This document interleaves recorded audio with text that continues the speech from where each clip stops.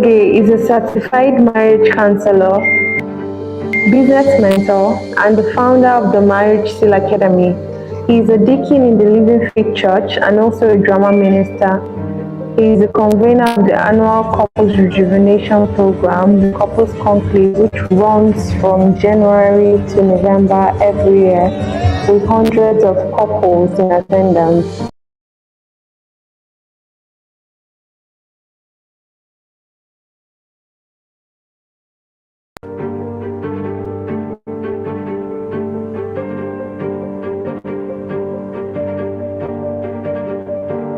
Kunle Ologe is a certified marriage counselor, business mentor, and the founder of the Marriage Seal Academy.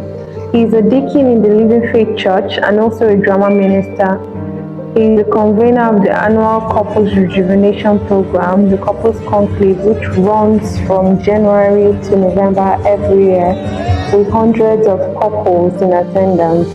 The Academy has several other programs like premarital counseling called Before You Say I Do, the singles program Becoming Mr. and Mrs. He has written over 12 books on marriage which have turned the story of many marriages, including the books Building Your Marriage Plan, Husband Manual, Wife Manual, and Three Rivers of Marriage. He runs the Kunle Ologe Business Mentorship Program, where he mentors startups, established businesses, and even individuals on how to better structure and become more profitable in their endeavors.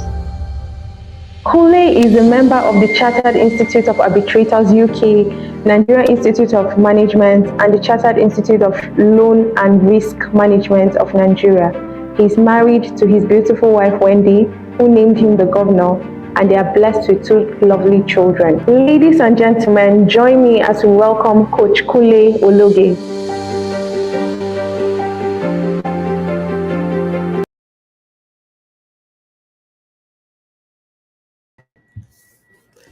And good morning to you. An incredible, beautiful morning to you this beautiful Friday. What a beautiful first Friday for the Friday Live that we always have at the Marriage Seal Academy. My name is Kunle Ologe, marriage counselor, founder of the Marriage Seal Academy, and I am excited to be here at our first Friday Live for the year. In case you don't know, every Friday like this, we come live and we teach you for just 1 hour on marriage. And I'm excited to be here. And I can see every one of you in the comment section. Some of you have been here, seated, waiting. And let's see, who was the first person to be here?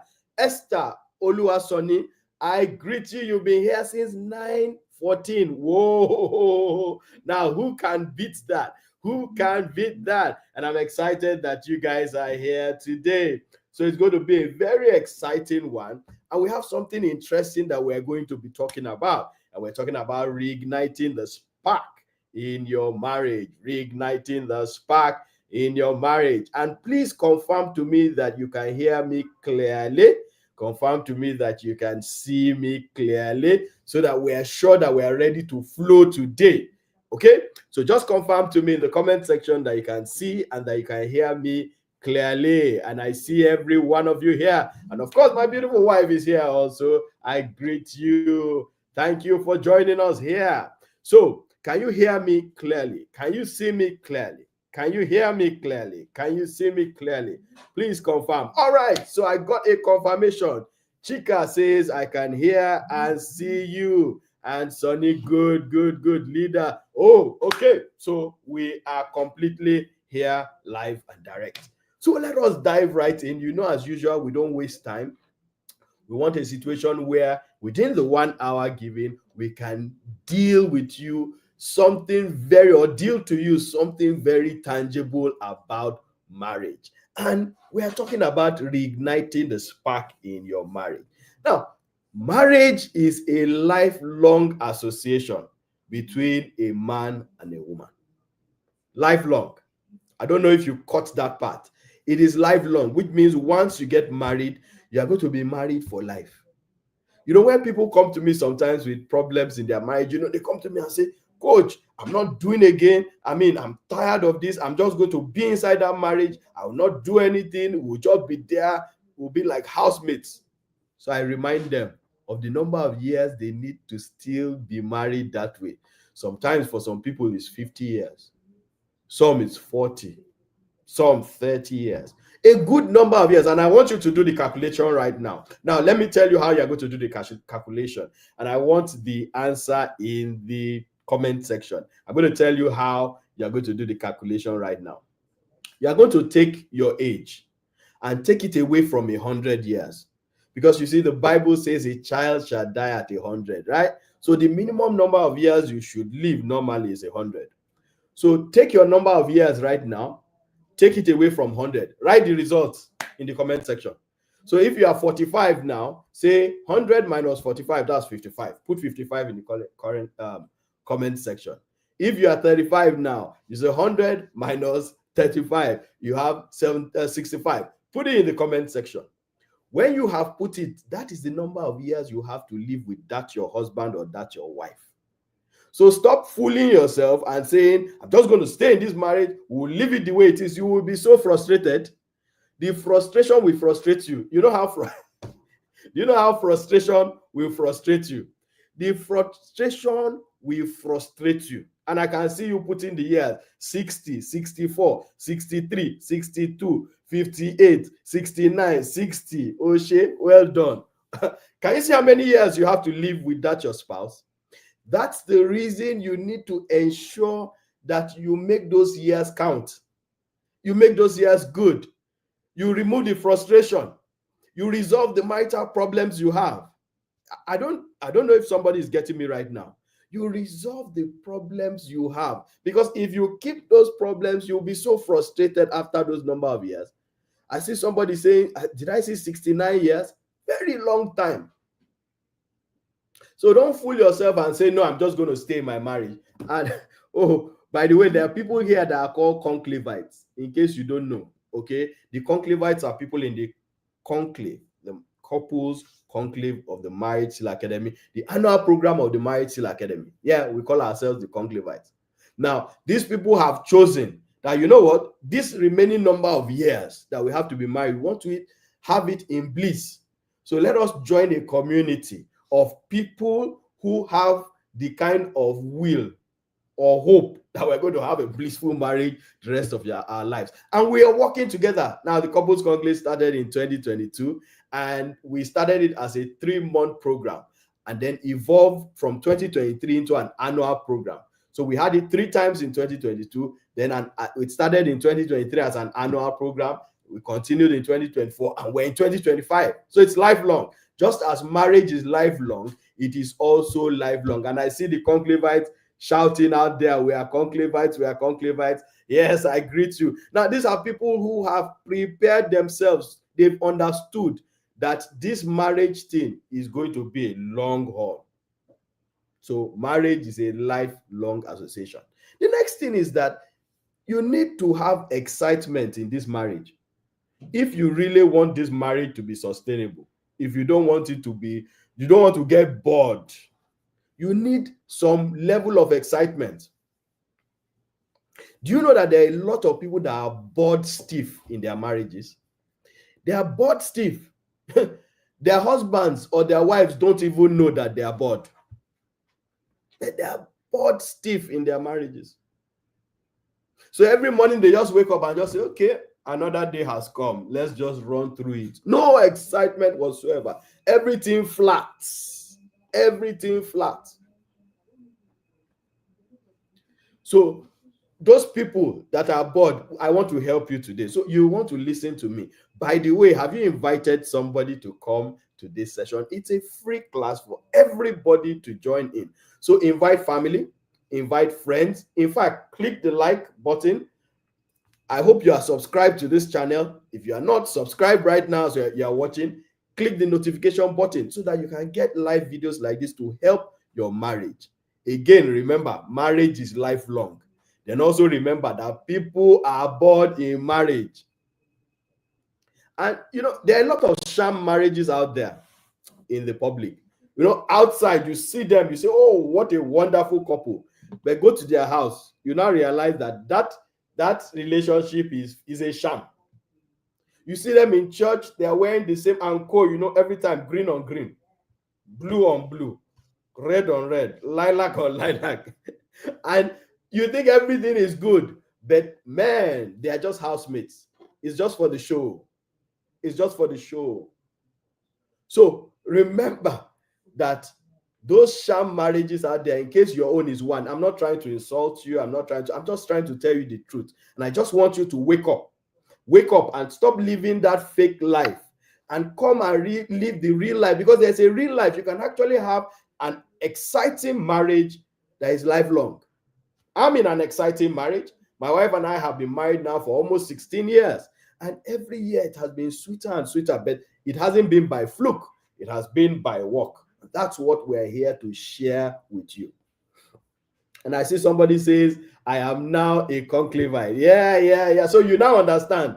All those times that I used to hear us say conclavite, you didn't understand what it was. But now you are now a conclavite. I hope you are getting the vibe. And we just started. We have 11 months. We do 11 months every year. Rest in December. Start again in January. Lifelong. I greet you, Dr. Yusuf. I greet you specially. All right.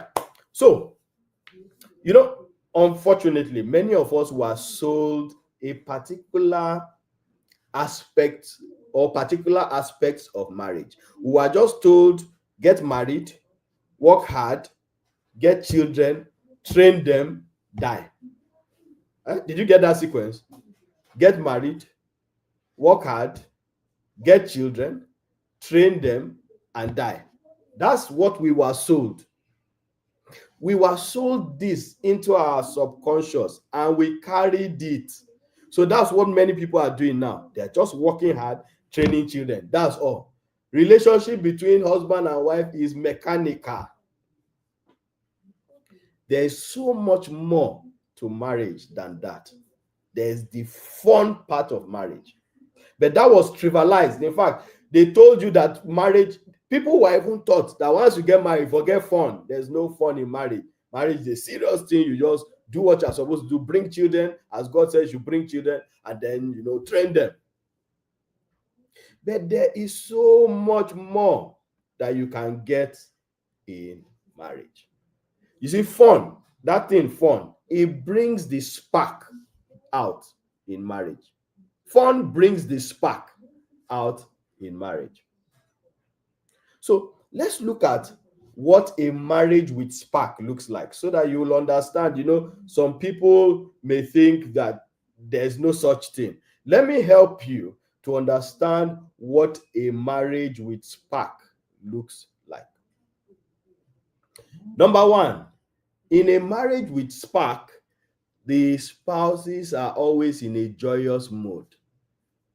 The spouses are always in a joyous mode.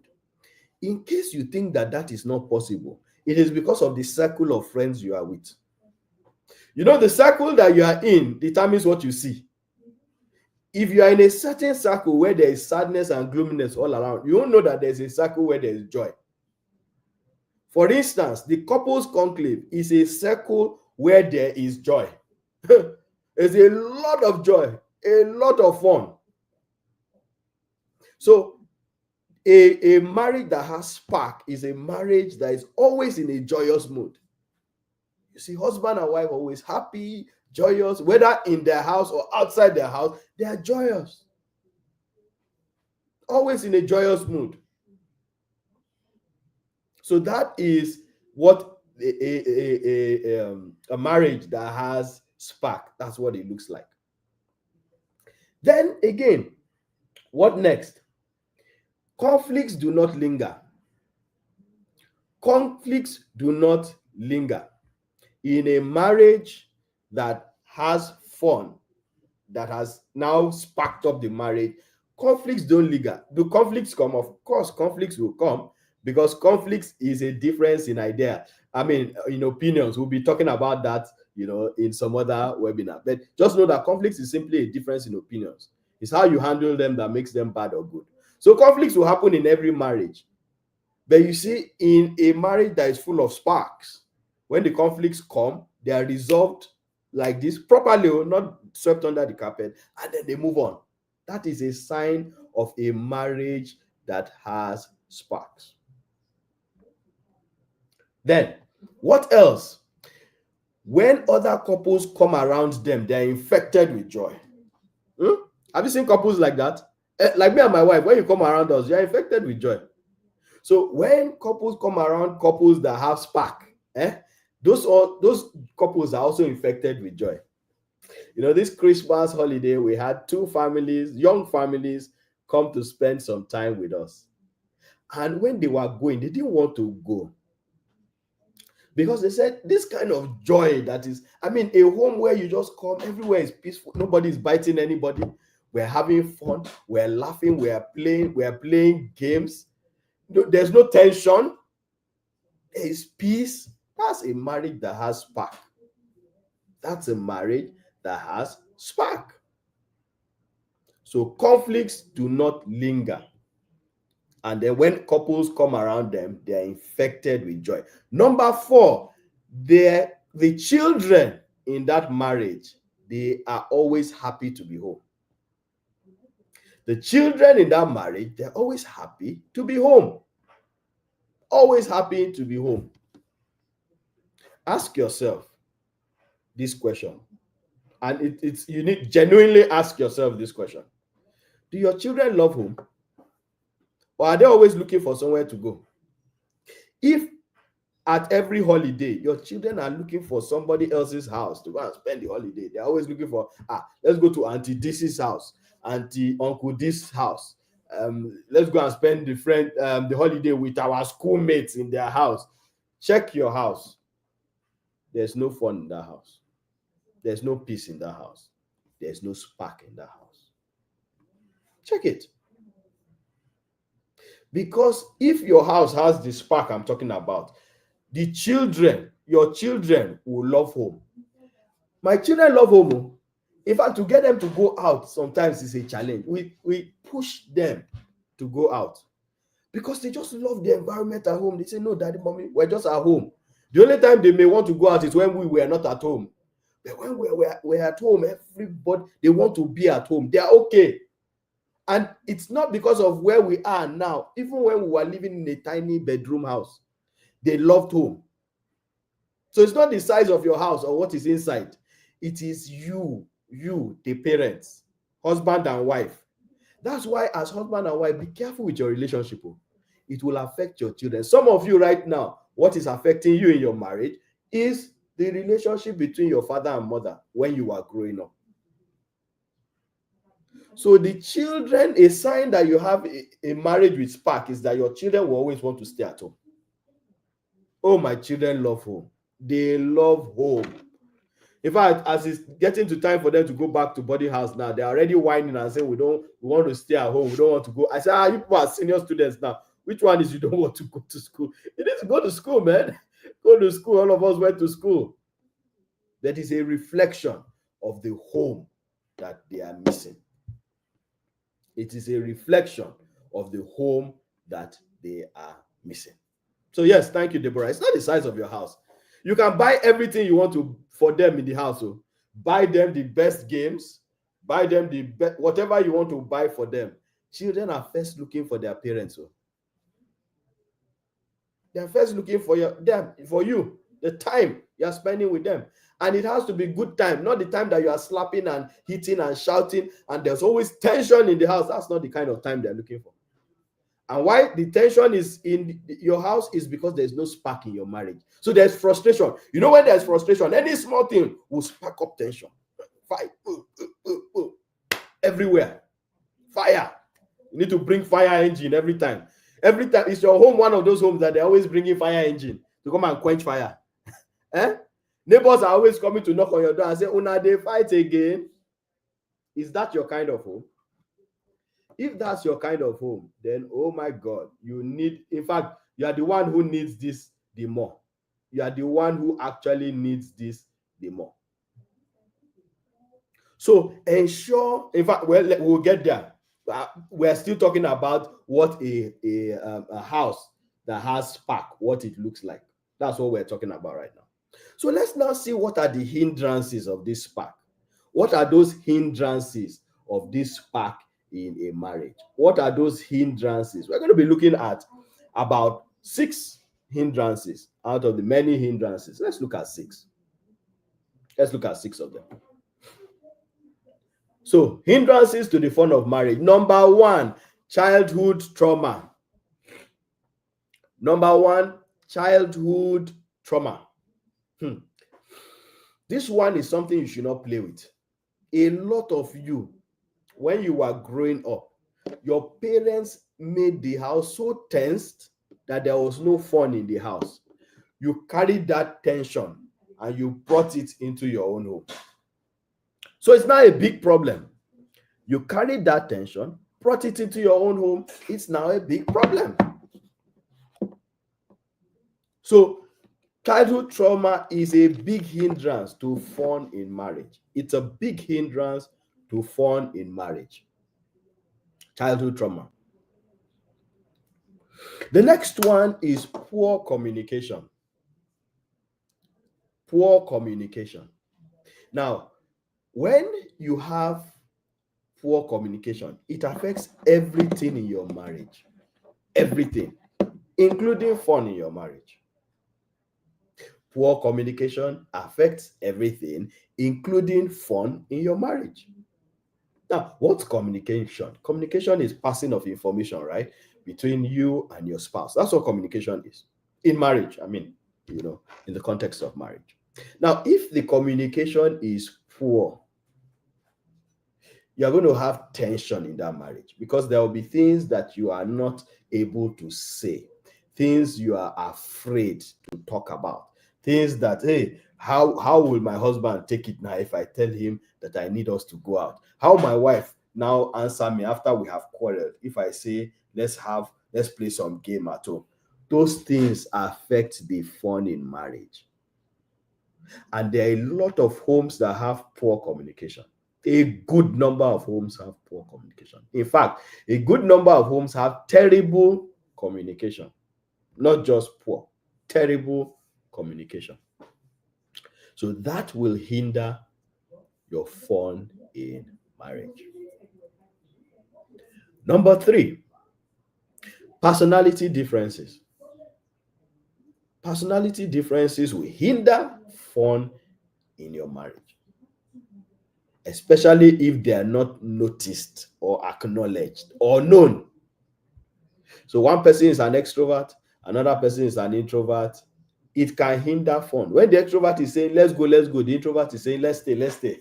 That kind of thing. It can hinder fun. That is not to say there's any personality that is better than the other. It's just to say that how you manage and understand each other will help you. So personality differences will actually or can actually hinder fun in marriage. Now, look at this number 4, this fourth one. And this fourth one is something that people don't like associating their problems with it. People feel, no, this one is not true. I've been a counselor now for 13 years. I have seen, I have heard things. And the fourth challenge or the fourth hindrance to fun in marriage is age gap. Age gap. That may be sounding strange for some people. They didn't know that could be a problem. Yes. I've always said that once the age gap between you and your spouse is getting more than 5 years, getting to 10 years, you're already entering different generations. And by generations, I don't mean the general genealogy of generations. I just mean by what it is they understand per time. Once the difference in your marriage is more than 10 years, there's every likelihood that it's difficult for both of you to reason. For instance, if somebody got married, let's say the wife got married at 22 and the man was already 32. That difference in age is big because what a 22-year-old lady wants to do is not what a 32-year-old man wants to do. Are you following me? A 22-year-old lady is still, I mean, everything is still hot. She still wants so much noise, so much. She wants to go for parties. She wants to attend events. She wants to travel everywhere. By 32, the man is already trying to put himself together and probably try to manage how spending so that they can start building a life together. So you can see how this can affect fun in marriage. It's worse still when it's the other way around. That is, the woman is now the one much older than the man. The truth of the matter is that, I know people don't like talking about this, and people have said age is just a number. It's not true. Age is not just a number. Age determines a lot of things because age is a factor in maturity. Now, naturally, women mature before more than men or faster than men. It's natural. And I believe God made it so that they can quickly take care of children, and be more mature to do that and all of that. And for some other reasons. So we can't go into that now. But women naturally mature faster than men, especially between their 20s and their 30s. Now, just picture this: a woman who is 32 getting married to a man who is maybe like 25. At 32, the woman is already, she's very serious. Eh? A woman at 32 is already very serious with life. At 25, the man may just want to be playing around. So this kind of age differences can be a hindrance. Don't go and quote me that Coach Kunle said you should not marry somebody that is more than. I didn't say that.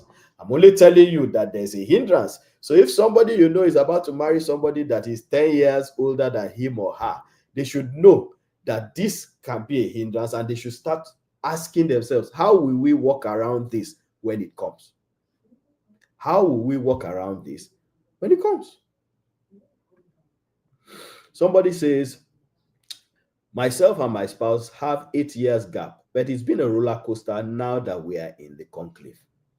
So that's why I say you can have that gap, but it will be good. But you need to know that that gap is a challenge and begin to work and make sure it doesn't become a challenge. But whether it can be a challenge, oh my God, it can be a challenge. So don't overlook it and belittle it, because it will mess up your marriage. So if you have that kind of age difference already, I mean, most people that are here right now are married. If you have that kind of age difference already, then you need to sit back and relax and don't understand that it will cause this kind of thing. So you need to be patient and you need to learn to work it out. You need to learn to work it out. Somebody says, now I understand why a church committee they put the age gap at a maximum of 10 years. Yes, it's a wise thing to do. So that if you are now going to do it, you know that you are the one who is entering that river. So as you are entering the river, make sure you have life buoy, or jacket, life jacket, as you are entering that river. All right, good. So let's move on. What is the number 5? Number 5 is a lack of knowledge. A lack of knowledge. See, knowledge is power. Knowledge is power. When you don't have the right knowledge, you will mess things up. When you don't have the right knowledge, you will mess things up in your marriage. Many people who have marital issues right now have those issues because they don't know what to do. I counsel couples every day, weekdays, from Mondays to Fridays, from 1 p.m. now. Once I'm done with this, I have a little break, and then from 1 p.m. I start counseling couples. One thing that is very clear is that most couples that have marital problems that they cannot resolve have them because they don't have knowledge. Little knowledge can actually save big issues in your marriage. Little knowledge. So don't run away from knowledge.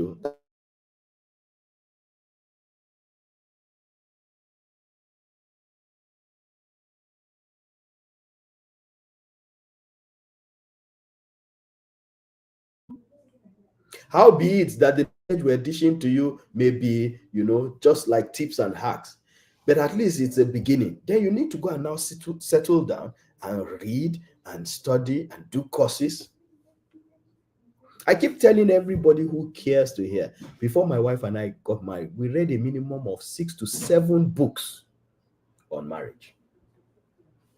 So we entered marriage with knowledge. That's one of the big differences between my marriage and maybe a marriage that is struggling. We entered with knowledge, great knowledge. So we knew exactly what it was that we were doing. So a lack of knowledge is a hindrance. And then number 6, unresolved conflicts. Please confirm to me that you can still hear me and see me clearly. Confirm that you can hear me and see me clearly. On my own end, it seems the network is a little bit shaky, but just confirm if you can now see me again and hear me again. I'm waiting for that confirmation. Whoever can get me that confirmation fast enough so that we can continue, because we are gradually now going to enter what you now need to do. So the last part of the hindrances we're talking about, the last one. Thank you, Dennis. I thank you, Oluwabumi. All right, great. I thank you, Chika. Okay, Chika says you are frozen, but I can hear you. Okay, all right. Not seeing you, but I can hear you. Okay, freezing, no audio. Okay, so let's see if we can switch the network. Give me a minute. Let's see if we can switch the network and see if it will be better. So just give me just 1 minute. Okay, somebody says all restored now, loud and clear. Okay, all restored now. Is that it? Okay, so let me change the network and see. Just give me a minute.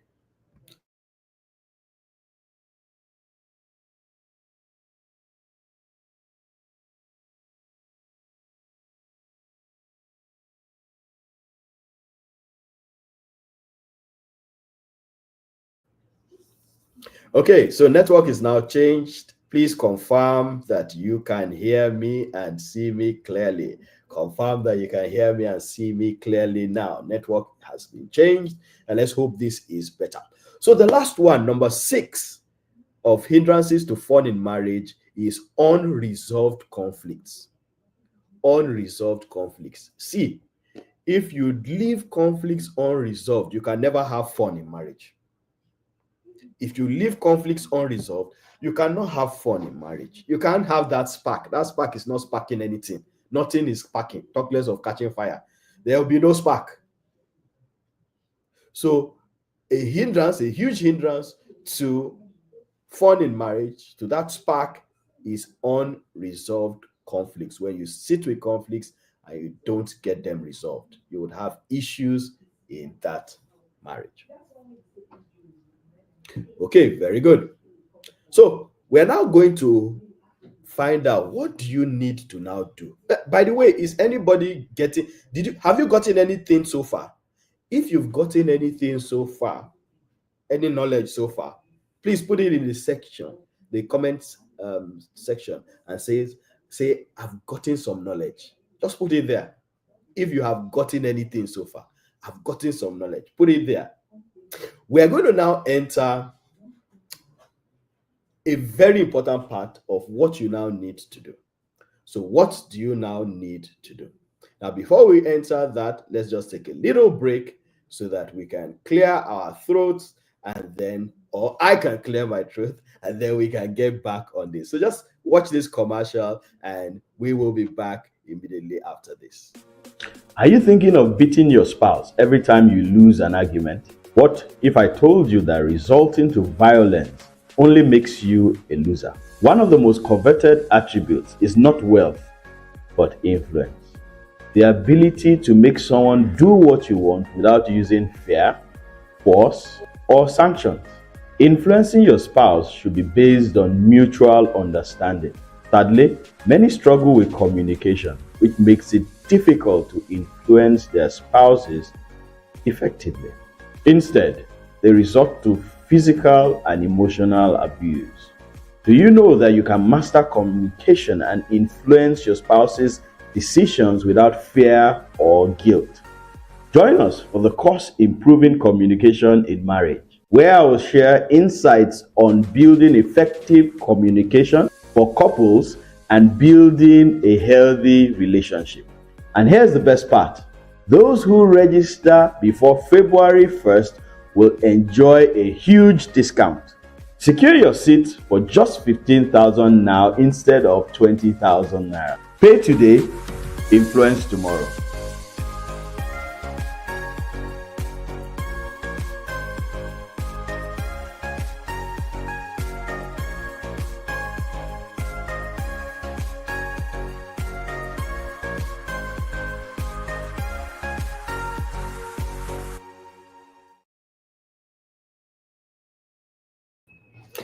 Okay, so welcome back, welcome back, welcome back. So we have been talking about this beautiful topic today, reigniting the spark in your marriage. And we've spoken about what a marriage with spark looks like.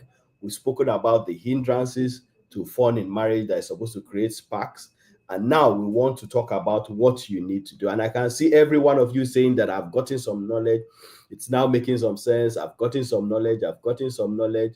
It's all over. Oh, great, great. I'm so excited that somebody here is getting some knowledge. Beautiful, beautiful, beautiful. You're getting knowledge. You're getting knowledge. Aha, aha, aha. Okay. So let's move on right now. So, what do you need to do? What do you need to do? Number one, please concentrate, because this part is now telling you the what that you need to do. The first thing you need to do is that you need to let go of offenses. Let go of offenses. Recently, I've had sessions. In fact, between December and now, I've had several sessions with spouses who have things that their husbands or wives have done to them that is hurting them deeply. It's hurting them deeply, and they've not let go. Some of them even come to me and say, "No, I've forgiven him, or I've forgiven her." But in our conversation, I can see that they're still holding on to that thing. I tell you something, if you don't let go of offenses, sparks can never rise in your marriage. No matter how that your spouse even tries, if you don't let go of the offenses, the sparks will not rise. In fact, it's almost like when that your spouse sparks, you quench it with your anger and resentment. Let go of offense. You see, when you get married to a person, your spirits intertwine. Eh? So you become one flesh. So if you are holding on to something, that your spouse can't move, cannot even move towards you or away from you, you have changed your spouse. Many of you have trapped your spouses in your hearts. Did you hear what I said?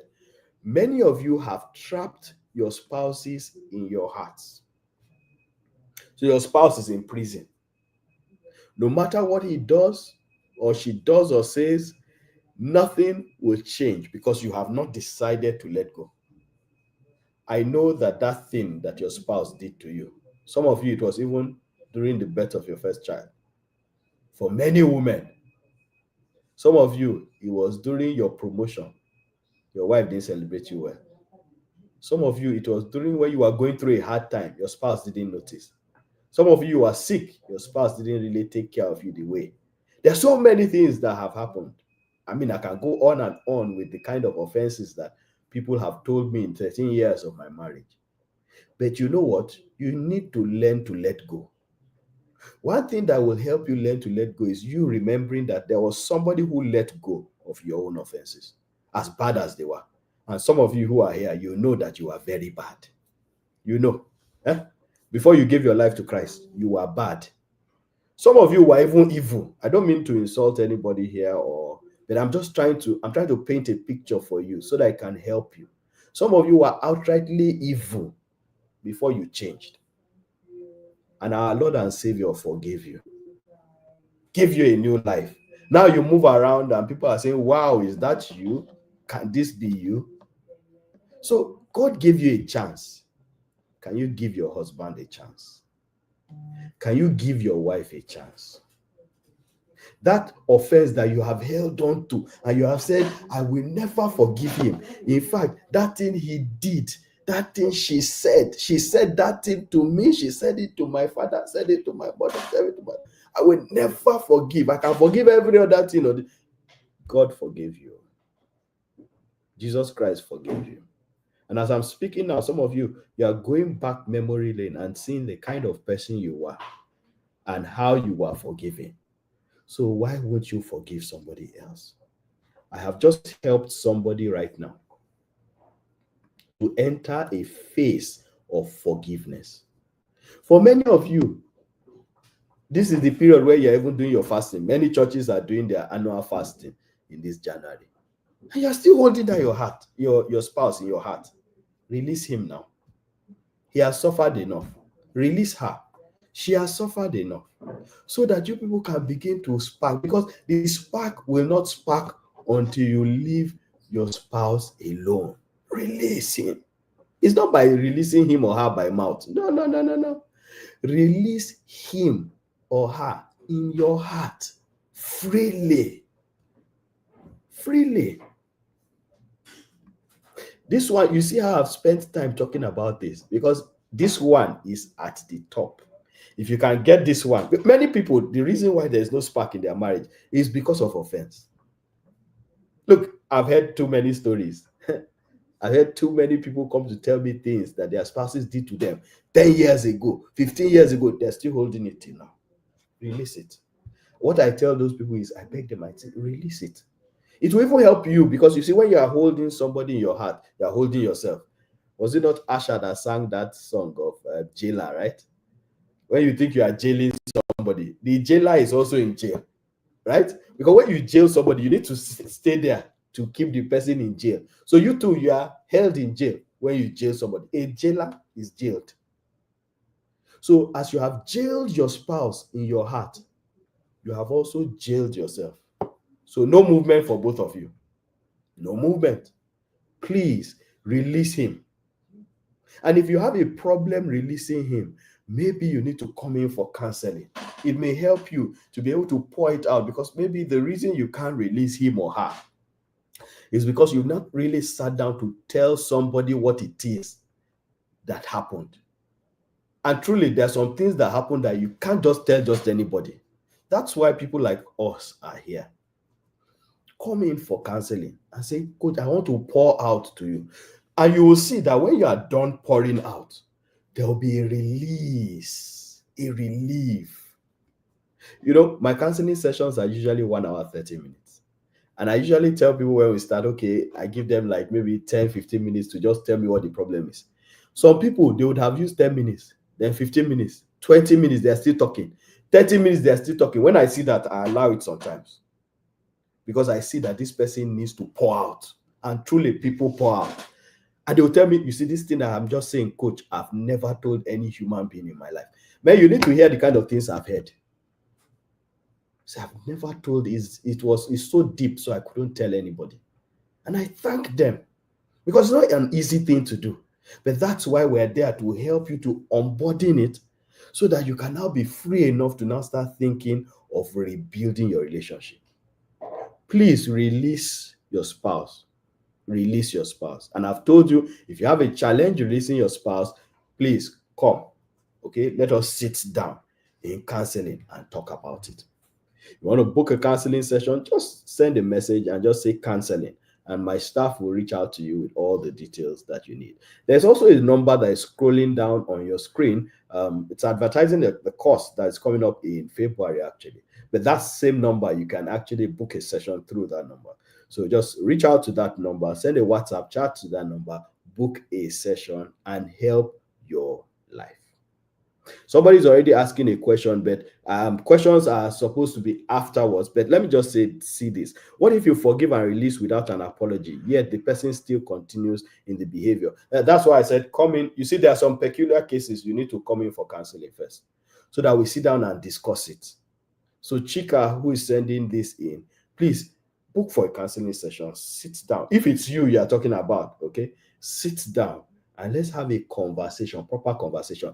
Counseling does wonders in a marriage. Because where you are looking at, the counselor will help you look at where you have not even imagined to look at. Many people are here, they've come for counseling. If you've ever come for counseling with me, just say, Coach Kunle has counseled me. Put it in the comment section. Many people come for counseling. They come with what they think the problem is. By the time we are done with the counseling, they find out that the problem, that one is just peripheral. The real problem, we will discover it in counseling. So that would be my answer to you, Chika. All right. The next thing you need to do, number 2, acknowledge and resolve childhood trauma. Acknowledge and resolve childhood trauma. You see this childhood trauma, some of you need to go for a course to help yourself recover from that childhood trauma. There's a course that runs in the Intentional Parent Academy, Resolving Childhood Trauma. Please, when that course comes up this year, please attend it. If you have childhood trauma, and in case you don't understand what we're saying, if your childhood trauma means something that happened to you, something significant in the negative that happened to you when you were growing up that affected you, that's childhood trauma. Maybe you had a parent who was always shouting and you are traumatized. So now when someone shouts at you, you're quick.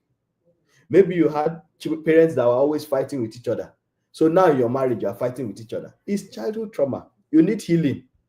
You need healing. So you need to go for that course. Go for that course. All right, let's move on. So first, acknowledge that you even have childhood trauma. Acknowledge that you have, because for some of you, you don't even want to acknowledge. Acknowledge first that you have childhood trauma. So if you have childhood trauma, then you need to seek help. If you don't even want to do the course first, you even want to even explain it first, come for counseling, no problem. Come and sit down. Maybe you don't need the course. Maybe you do. We'll help you to direct you right.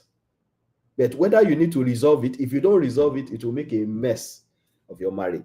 And you see, once your marriage is messed up, your children's marriage will be messed up. In fact, except the grace of God or the mercy of God.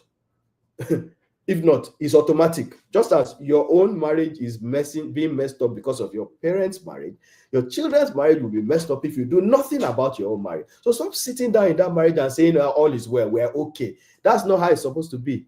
You are not supposed to be okay. You're supposed to be excellent. You're supposed to be good. You're supposed to be great, not just okay. All right, let's move on. Number 3, build your communication. Build your communication. Did you see that advert? There's a course we have coming up next month, Improving Communication in Marriage. Please, I beg you to actually go for that course. Right now, registration has just opened up. Register for that course. Because a lot of the problems you have in marriage is communication. There are 3 major issues in marriage: communication, finance, and sex. And the most important of these 3 issues is communication. So go and build your communication.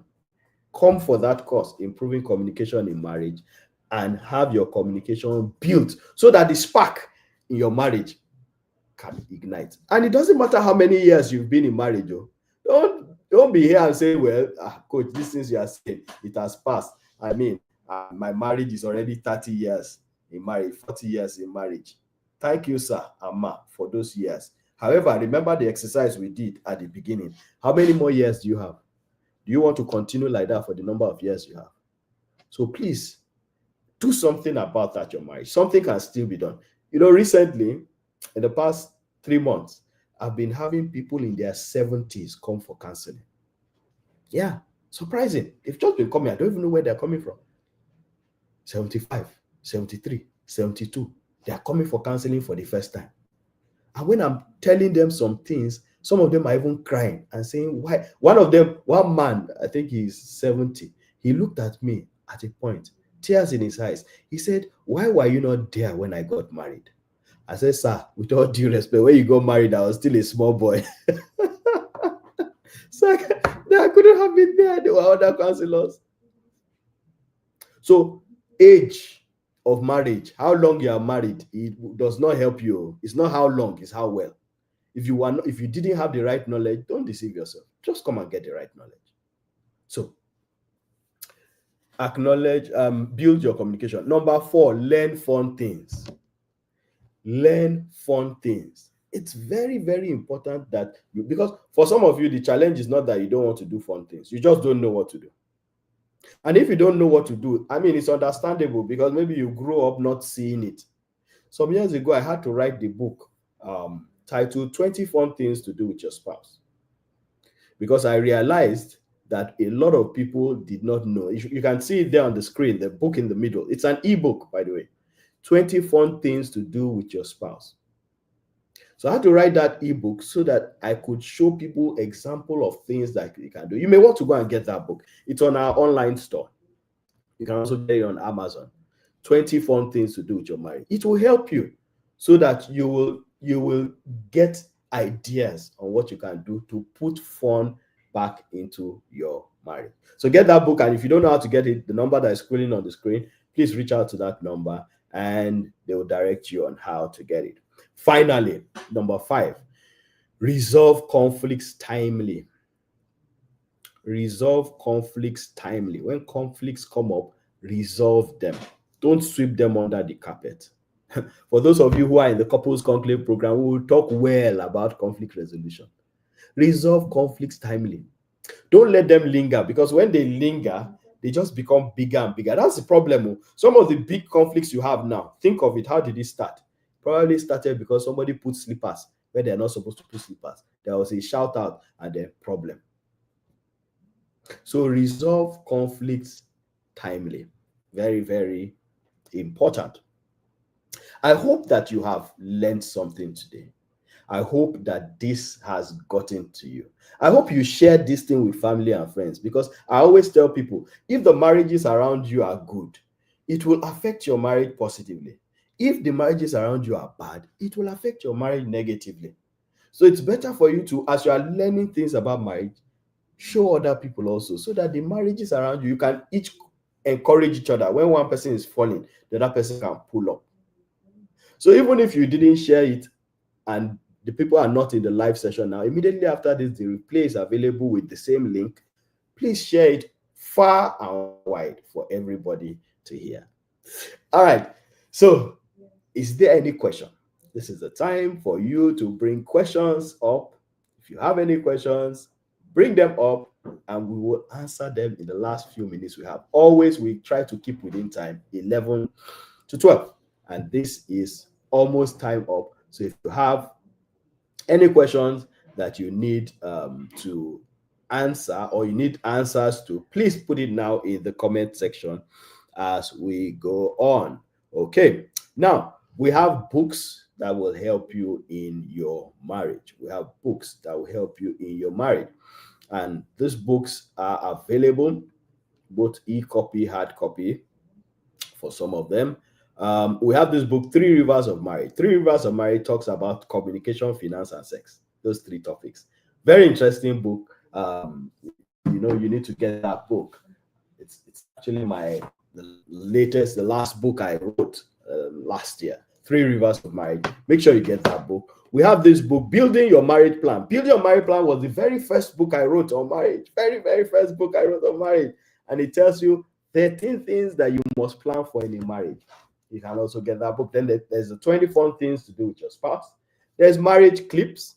It shows you 100 or gives you 100 tips on marriage with Bible verses to help you. It just helps you to rejuvenate your marriage. And then there's husband manual and wife manual. Husband manual is for wives to read. Wife manual is for husbands to read. It will teach you, or they will teach you how your spouses think. Then there's this one for eligible singles, Who to Marry. Who to Marry is beautiful. Who to Marry will guide any eligible single. If you have children who are 18 years and above, please get this book for them. Okay? It will guide them. It's better for them to have the information before they make that choice than afterwards. Of course, we have the books, 100 gift ideas for him or her. That shows you everything you need to know about giving gifts to your spouse. We have the conflict resolution toolkit. This toolkit is a guide for resolving conflicts in your marriage. We have this beautiful book, Starting Your Marriage Dinner. Conclavites, don't worry, we'll talk about marriage dinner in the conclave. If you are not in the conclave, let me do this. Let me just do this, because we've actually done the induction of the couples conclave. And the induction usually marks the end of registration. But I've decided to leave registration for the couples conclave open till end of January. Only end of January. This is just a decision I've just made now. So if you are here and you are not in the couples conclave, please join. Please do well to join. And if you want more information about the couples conclave, it'll be shared to you if you send a message to that number. Join. If you have friends, those of you who are already in the couples conclave, I'm sure your friends are getting excited by the things you are telling them. Tell them that we've just decided to open up. So till the end of this month, please make use of that and hurry up to register. And those are details that you can reach us on the screen. Okay, all right. So I can't see any questions. I can just see everybody saying thank you. Okay, I see that this was very good for many of you. Thank you. Husband Manual, that book is fire. Yeah, thank you. So you can reach out. Our number is on the screen. You can reach out on that number. Christy says it's loaded with so much knowledge. Thank you very much. And Ayo says, I have the book and the activities are so eye-opening. Beautiful. All right. So it's great having you people here. And before I go, I just want to remind you of the course that is coming up, Improving Communication in Marriage. You can pay 15,000 now per couple. 15,000 is for a couple, husband and wife. So pay 15,000 naira now, because very soon it will go back to the original price of 20,000. So this is early bird fee. Pay 15,000 naira. The details are there on the screen for you, so that you can get into that course that is coming up in February. You get all the details if you send a chat to the number on the screen.